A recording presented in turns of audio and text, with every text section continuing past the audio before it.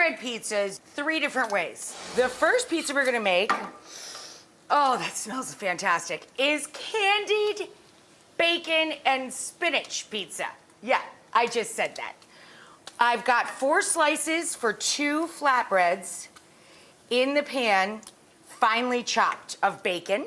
I just added 1 tablespoon of light brown sugar to candy the bacon and a sprinkle of coarse black pepper.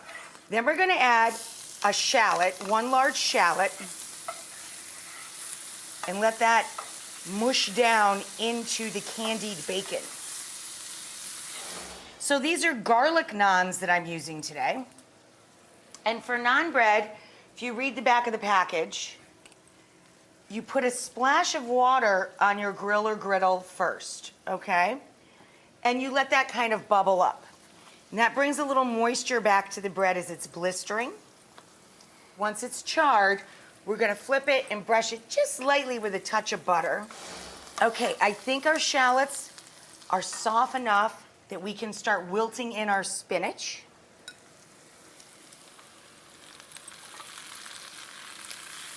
And as always, whenever I use spinach, I add just a hint of nutmeg.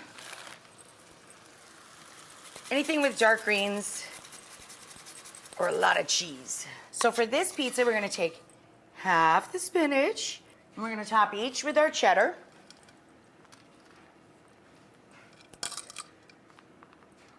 Little white, sharp cheddar cheese. And then we'll pop him into the oven just to cook the cheese. So just a hot oven or turn your broiler on. I've got the Rachael center oven. And that's all we're doing really, melting and browning cheese. Now to the pan, once it gets hot, crack in an egg or 2.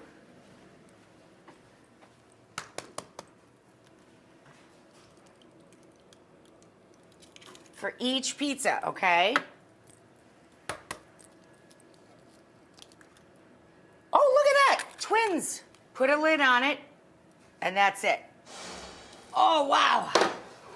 Look at those. Delightful. So on to pizza number 2 for BLD, breakfast, lunch, or dinner. This is a carbonara style. To the pancetta, I have about 1/4 pound for 2 pizzas of finely diced pancetta in olive oil. And we're gonna add a little bit of garlic after the pancetta has rendered. So we're going to add a little pecorino cheese because it's a Roman dish. Pecorino Romano. And we're going to add the eggs to the garlic and pancetta. And then we're gonna use a paddle to just soft scramble them. I also added a little black pepper to the pancetta as it was rendering. This one is a little difficult because we want it to spill onto the pizza, but it's gonna continue cooking under the broiler for a sec as the cheese melts. So you don't wanna take them too far. You really want them to be pretty fluid as they come out of the pan. And then we're going to take 1/2 pound of fresh mozzarella. I just literally pulled this apart with my hands and made these lacy pieces. How beautiful are these?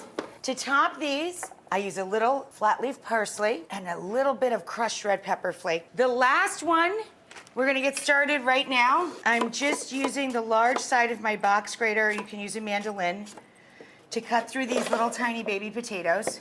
I've been browning those little shaved baby thin-skinned potatoes for about 5 minutes. It doesn't take long at all. Now, once they're brown, and I seasoned them with salt, pepper, and the rosemary. Now we're gonna add a little bit of garlic so we don't burn the garlic. We put it in last second once the potatoes are brown. And I have 2 eggs that we're gonna fry. We're gonna cook them hard. For this one, I use a little combo of a sprinkle of parm and then a lot of Fontina. This is Italian Fontina Valdosta, but any easy melting cheese you can use. Okay, guys, boom! A little sprinkle of parsley. You could use a little more rosemary on top if you like. Fried egg.